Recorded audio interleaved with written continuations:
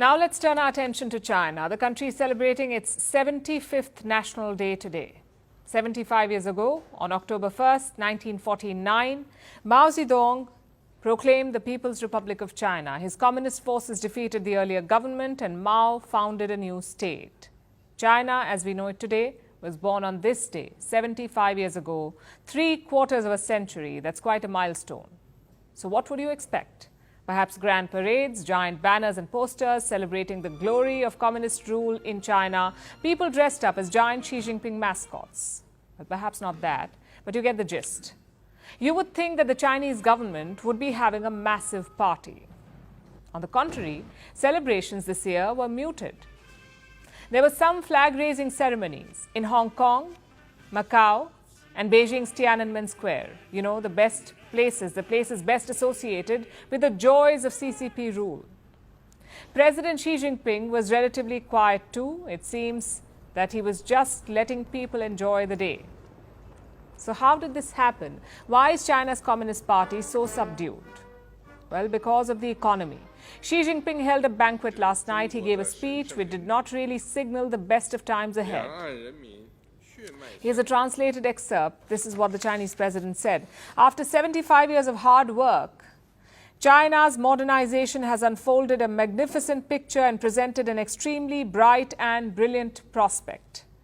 At the same time, the road ahead will not be smooth. There will definitely be difficulties and obstacles, and we may encounter major tests such as high winds and rough seas or even stormy waves.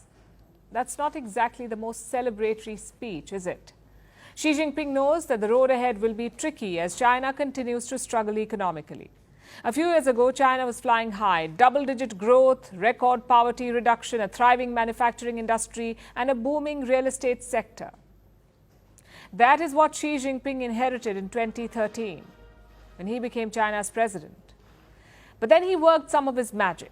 A crackdown on dissent, a crackdown on businesses, tightening the iron fist around Hong Kong's neck, violent rhetoric about invading Taiwan, picking fights with every single neighboring country, and so on and so forth. Then came the Wuhan virus pandemic and Xi's brutal zero-COVID lockdowns. Is it any wonder then that economic growth is down? Consumer sentiment is at record lows. The property sector needs a massive bailout and China could miss its 5% growth target this year. This isn't the 75th National Day that Xi wanted. Last week, we saw him desperately trying to turn things around by throwing money at the problem. China announced a stimulus package, which may or may not help jumpstart the economy. It's still too soon to tell. The stimulus has caused the stock market to surge. Yesterday, the Chinese markets made their largest single-day gains in 16 years, but the markets won't fix China's underlying problems, and Xi Jinping knows that. He gave his bleak speech after the record rally. So maybe expectations about the stimulus should be a bit tempered. And besides, it's not like Xi Jinping is changing his approach to geopolitics. Take a look at another part of his speech from last night. Taiwan is China's sacred territory. People on both sides of the straits are related by blood, and blood is thicker than water. Achieving the complete reunification of our homeland is the common aspiration of the Chinese people, whether they are in China and abroad. It is an irreversible trend, a matter of justice, and it is in accordance with the will of the people. No one can stop the march of history. Xi Jinping vowed to reunify Taiwan with the Chinese mainland.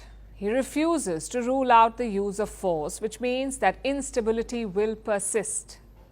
Xi's belligerence will continue to hold China back, and his own actions will end up fulfilling his bleak prophecy.